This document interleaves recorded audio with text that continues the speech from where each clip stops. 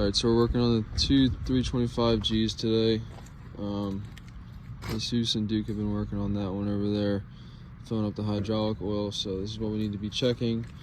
The hydraulic oil is to the top bar here, and right now it's below what it should be, so we're going to be filling this up too. Coolant as well, and the air filter, which is located right in here. There's two, an inner and an outer.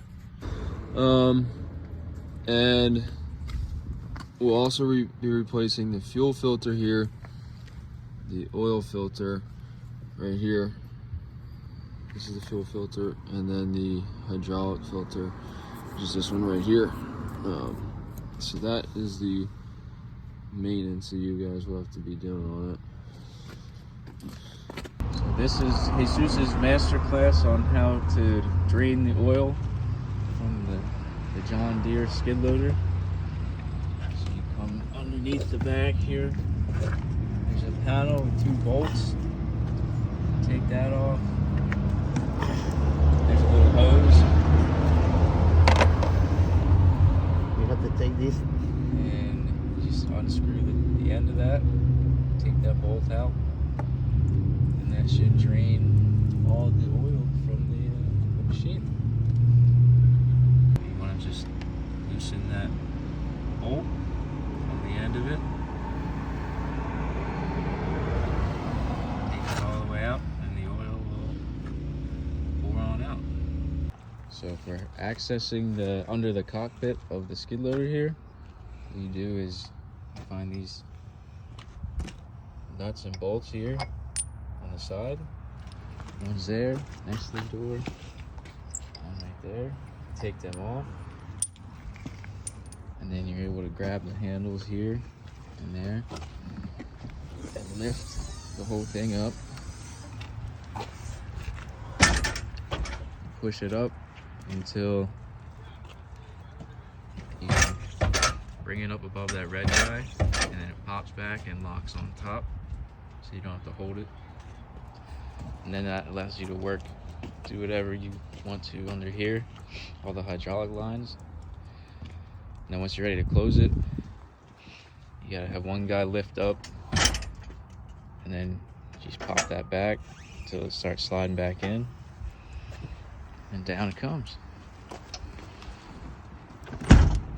Put your bolts back on and you're good to go. All right, so the other day we went on an in-depth maintenance review for these 325 skid steers. So we replaced the oil filter, put new oil in it, put new coolant in it, put new air filter in it, and a new hydraulic filter as well.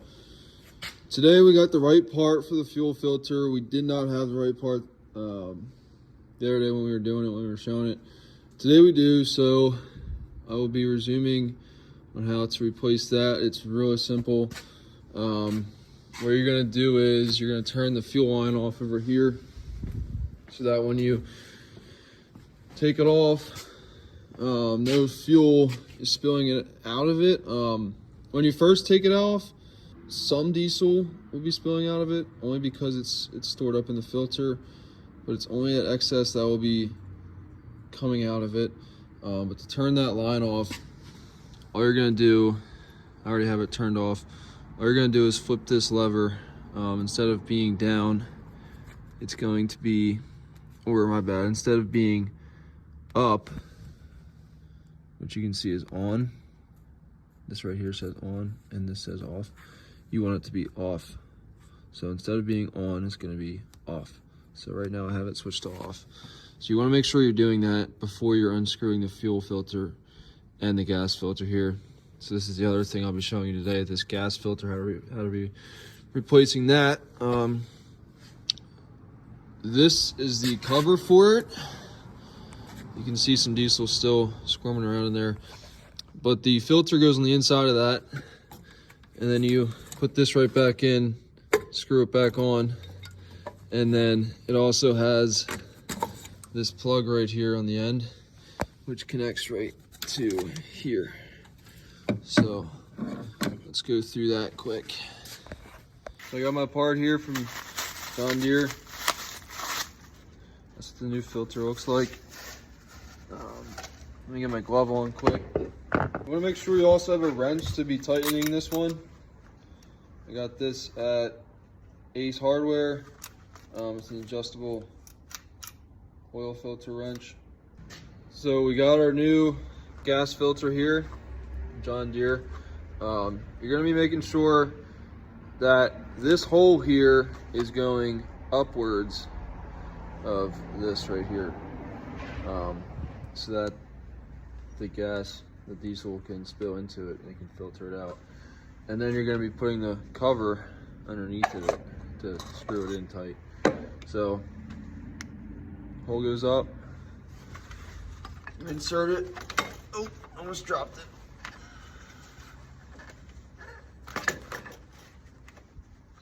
You're just fitting it in there,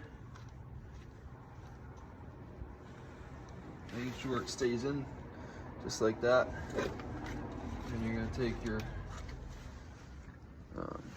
cover and screw it back on.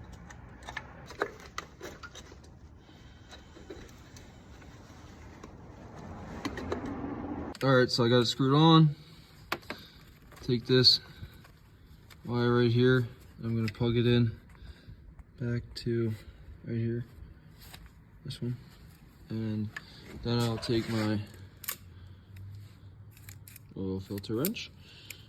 Actually, I'll do this right now. I'll just make sure it's tight on there.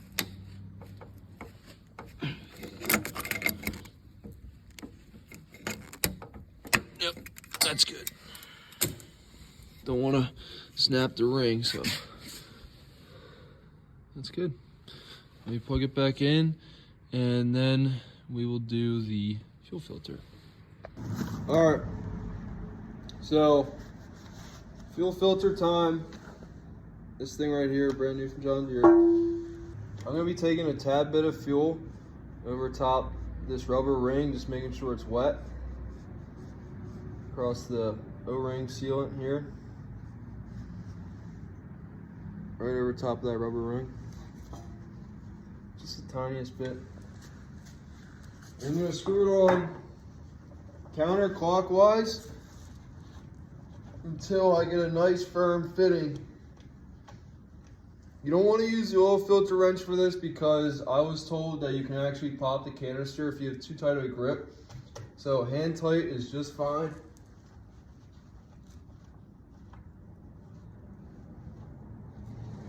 So that's good. Now I am going to be turning the fuel back on by that little switch that I was talking to you guys about earlier. So it's this switch right here. Come around back where the diesel cap is. Go right over top of it. It's this switch right here. You want to flip that instead of being off. You're gonna flip that back on. So all I did was that's off, and then I'm gonna go down with it so that it's on. So fuel's on. I'm gonna be putting my covers back on, both sides, and should be good to run. So let's try it out. All right, now that we got this 325 maintenance, let's go through the grease points here. So whatever's on this side is exactly the same on that side. It's just duplicate. So we got 1, 2, 3, 4, 5, 6, 7. There's 7 up there. And 8 on the other side. 9, 10. 10's on the other side. We got 11,